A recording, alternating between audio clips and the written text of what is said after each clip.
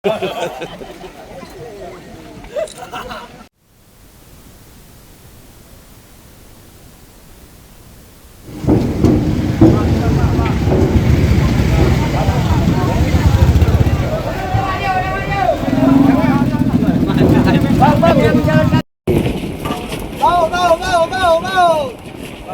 kau dengan bilang cái này go.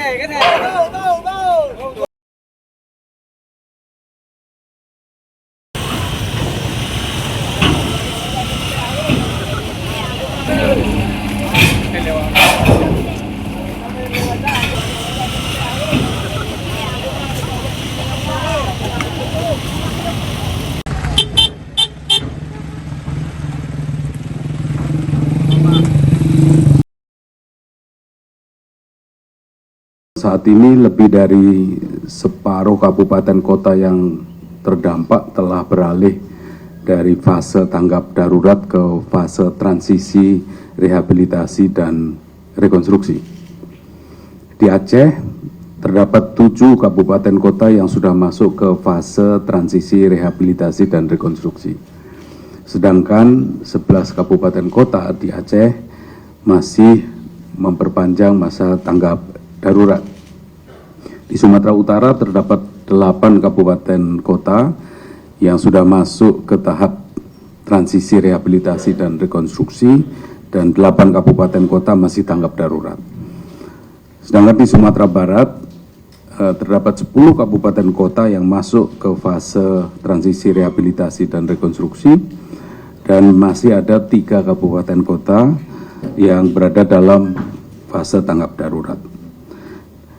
Daerah yang melakukan perpanjangan status tanggap darurat tersebut ini dimaksudkan bertujuan agar daerah benar-benar siap masuk ke fase rehabilitasi dan rekonstruksi.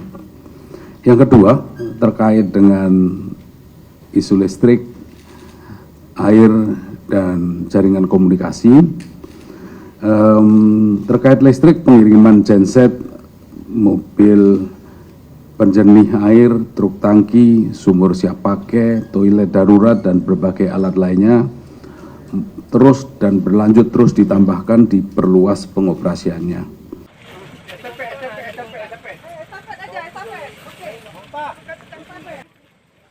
Sebulan pasca bencana banjir dan longsor, sejumlah lokasi di Aceh masih terisolir. Anggota TNI dan relawan bekerja keras memasok bantuan kemanusiaan untuk korban banjir di pedalaman Dusun Sarah Raja, Aceh Utara. Tim relawan gunakan jasa sewa 3 unit perahu tradisional untuk mengangkut sejumlah bantuan.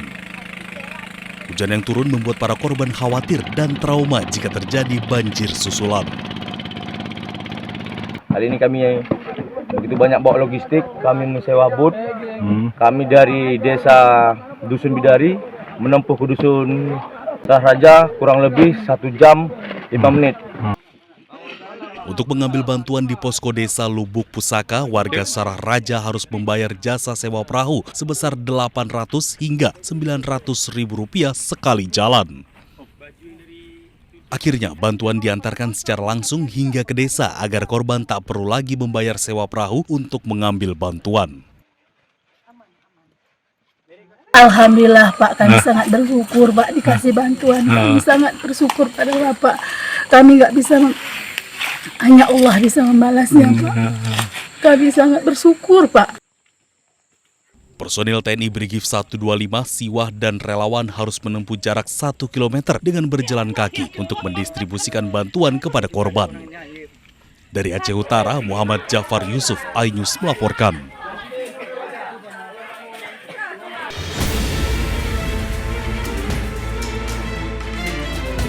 Direktorat Kriminal Umum Unit Jatanras Polda Jawa Timur terus mengembangkan penyelidikan kasus pembunuhan mahasiswi UMM Faradiran Namalia Najwa.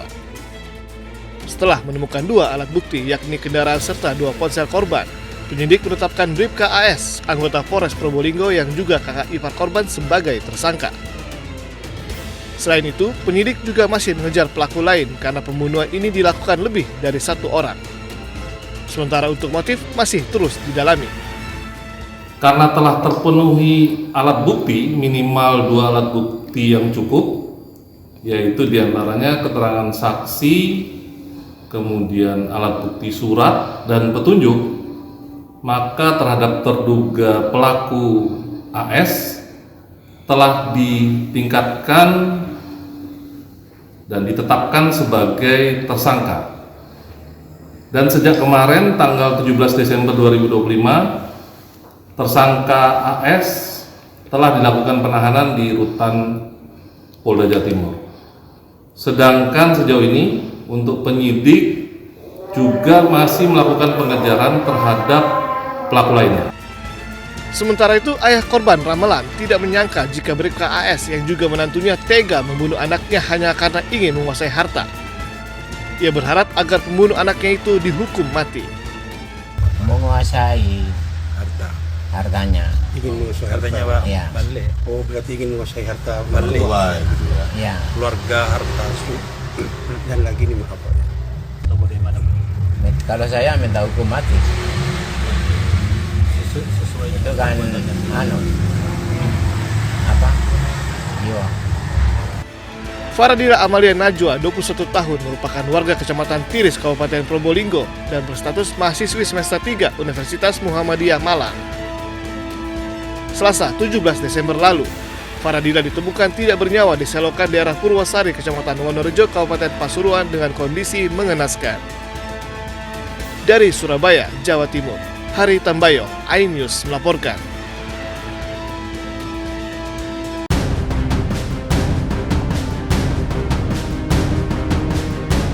Rendahnya nilai tes kemampuan akademik SMA 2025 memunculkan keprihatinan dalam kualitas pendidikan Indonesia. Berdasarkan data capaian nasional Kemendikbudrismen, rata-rata nilai bahasa Inggris hanya mencapai 24,93. Sementara nilai matematika hanya 36,10 dan bahasa Indonesia 55,38. Angka ini tergolong sangat rendah dan menimbulkan fakta bahwa sebagian besar siswa belum mencapai kompetensi akademik minimal. Wakil Ketua Komisi 10 DPR RI, lalu Hadrian Irfani, menuntut evaluasi menyeluruh terhadap proses pembelajaran nasional. Lalu Hadrian meminta hasil TKA 2025 dijadikan sebagai alarm dan bahan evaluasi total bagi dunia pendidikan Indonesia.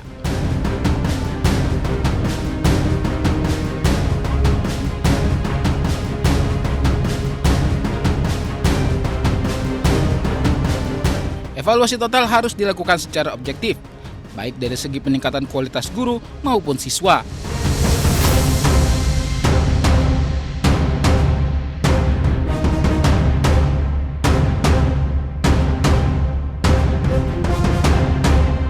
DPR RI juga meminta hasil tes kemampuan akademik dijadikan sebagai dasar perumusan kebijakan pendidikan oleh Kemendikbudrismen, termasuk peningkatan kualitas kurikulum hingga pelatihan guru.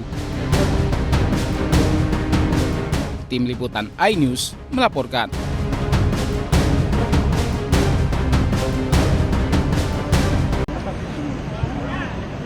Ayo mobil musik, Mas Partai dulu. Kawan-kawan semua berada di belakang mobil komando. Unjuk rasa dilakukan ribuan buruh dari Konfederasi Serikat Pekerja Indonesia di kawasan Monas, Jakarta. Mereka menuntut revisi upah minimum Provinsi Jakarta yang semula 5,7 juta menjadi Rp5.890.000. Tuntutan ini didasari oleh perbedaan upah minimum di Jakarta dengan 19 kota atau kabupaten di Jawa Barat. Perbedaan ini dinilai tidak sepadan dengan fakta kebutuhan hidup layak buruh di Jakarta. KSPI dan didukung oleh Partai Buruh tanggal 29 Desember ini aksi menuntut dua hal. Satu, penolakan upah minimum Provinsi atau UMP DKI Jakarta tahun 2026 dan mendesak gubernur untuk mengesahkan segera nilai UMSP upah minimum sektoral Provinsi DKI Jakarta 2026. Sementara itu, Gubernur Jakarta Pramono Anung mengatakan UMP Jakarta saat ini menjadi yang tertinggi dibandingkan provinsi lain di Indonesia. Penetapan UMP dilakukan melalui negosiasi panjang antara pengusaha dan serikat pekerja. Jadi Jakarta ini dibandingkan dengan seluruh provinsi yang ada, UMP-nya paling tinggi. Dan Jakarta kemarin kenaikannya juga cukup tinggi. Kita menggunakan alfanya adalah 0,75. Sehingga sekarang ini upah minimum di Jakarta 5,7 juta lebih. Dan untuk itu pemerintah DKI Jakarta juga memberikan insentif. Di antaranya adalah transportasi gratis, pangan lebih murah, air dari Pamjaya juga kami subsidi. Dengan demikian saya berharap, karena saya mendengar yang akan demo sebenarnya dari daerah. Tapi kan yang di demo di Jakarta, ya kami dengan tetap akan menjaga kondusivitas dan juga keamanan Jakarta, itu penting sekali. Unjuk rasa ini rencananya akan kembali digelar besok 30 Desember 2025 dengan partisipasi 10.000 motor dari Jawa Barat ke Jakarta dengan tuntutan yang sama.